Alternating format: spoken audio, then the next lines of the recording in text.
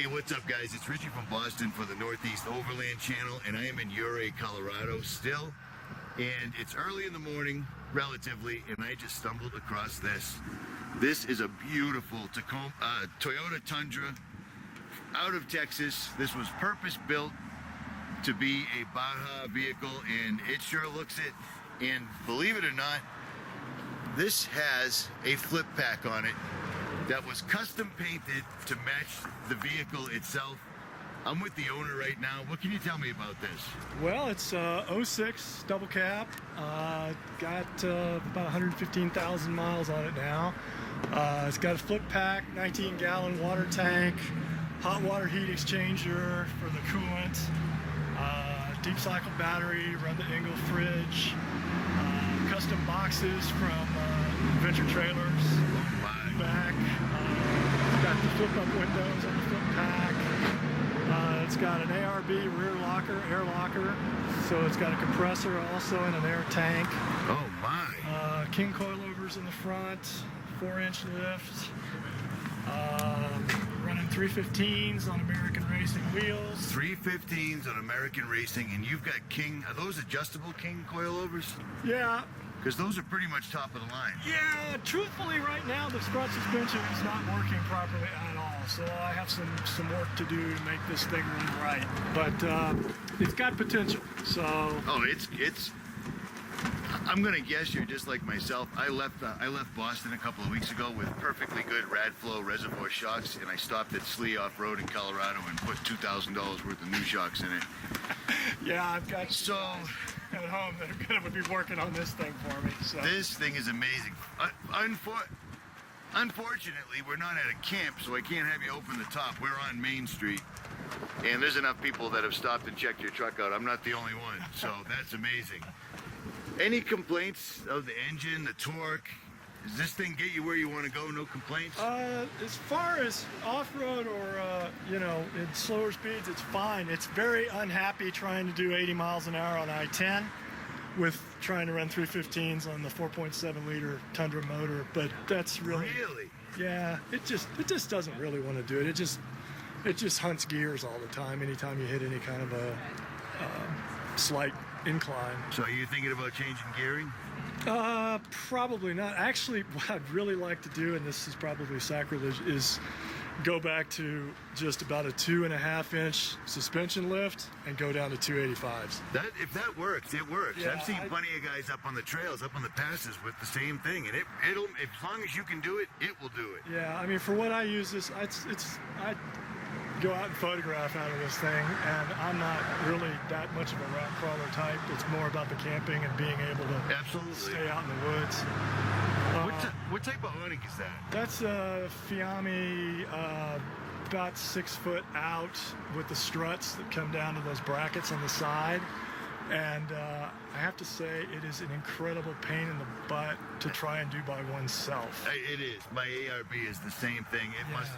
I'd love to get video of me setting it up and then put the Benny Hill theme in the background. Yeah, exactly. Because it's ridiculous. All I'm doing is dropping things. Yep. Yeah, absolutely. Struggling around and things smacking the ground. And I'd like to get one of those. I saw one of those Foxwing things. And, I mean, there's a couple of companies that are coming down in price. If you think 700-800 is reasonable.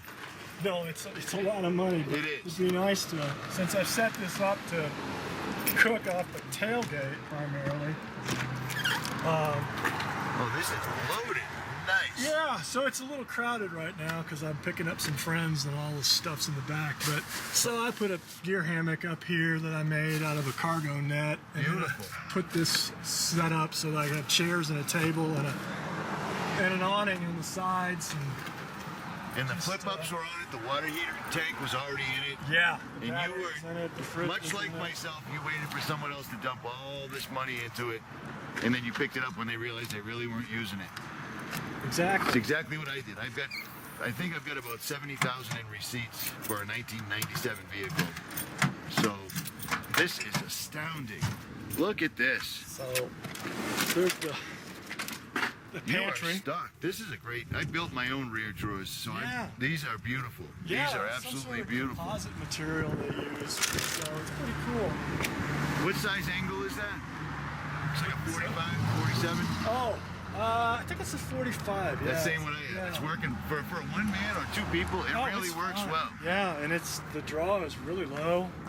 So I added a custom water fill tank. That is thing amazing. here Oh, and it off that. slides right in and out like a. This is beautiful, man. And I got my little stove table off to the side so that I drop my 3 boxes over here with my cooking Yep. gear. And those also hold an empty campsite for me. That's why Perfect. they're there. That is perfect. And then cook off the tailgate for the most part. This is beautiful. How many? What is the FLIPAK rated for? How many people do they claim?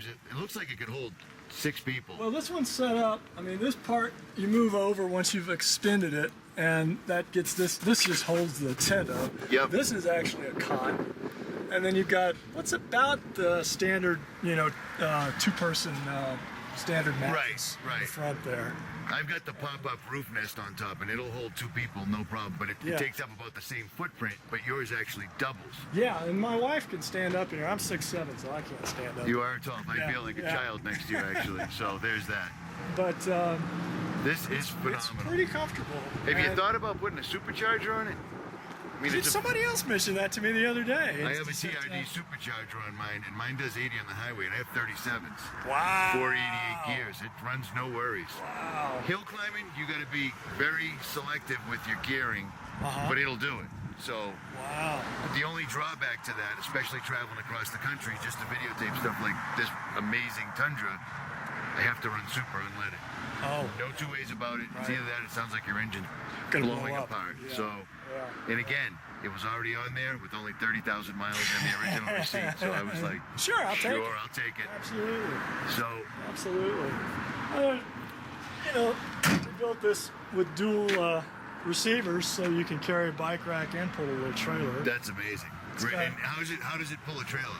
Haven't done it yet. Okay. Yeah, haven't done it yet. So I think, it'd be fine with a lightweight, fairly small one. But- Right. Well, I've seen guys on the highway pulling everything. You know what I mean? Yeah. It's just a matter of how comfortable you are with your transmission hunting around for gears, like Well, you said earlier. there's also the factor of these first generation Tundras, the brakes are not spectacular. 97 Land Cruiser. You're Yeah, preaching exactly. to the choir. I just put on new Brembo rotors and new pads, so it's I thought you were going to say calipers. I'm like, oh, that is a supercharger. Brembo is amazing. Oh but no, they Jesus, have they're expensive, a man. $2,500 big brake package, but this was, I thought I'd start with $300 worth of rotors and Right. pads. See where you're and at. so See that, where you're at. yeah. See where you're at. There's a lot of modifications you can do to Toyotas, especially a big one like this. Yeah. But I mean, Brembo, that's top of the line. Yeah, Just it's good top stuff. of the line pricing too, And then if you need parts on the trail, that's not going to happen. Yeah. So there's that. Well, it's pretty reasonable for just the solid rotors. Oh yeah, I've seen them. I've Yeah. seen them. They're amazing. The truck that I had, the Land Cruiser, had brand new slotted and drilled rotors in the front, so I put new ones in the rear, and then I put remanufactured Toyota all around. Mm-hmm. What you want to throw in here? No, that's about the extent of it. This is an amazing. What size fuel tank do you have? Stock. Stock. So how are you doing for gas? Well, mileage-wise, 14, unless I'm on I-10, and then it's down to 12. I would kill for great mileage like that. How's that? Yeah, I had a Bronco years ago, and it's got about 7, so I hear you. So I got pretty good range, Beautiful rig. way better than my motorcycle. Really.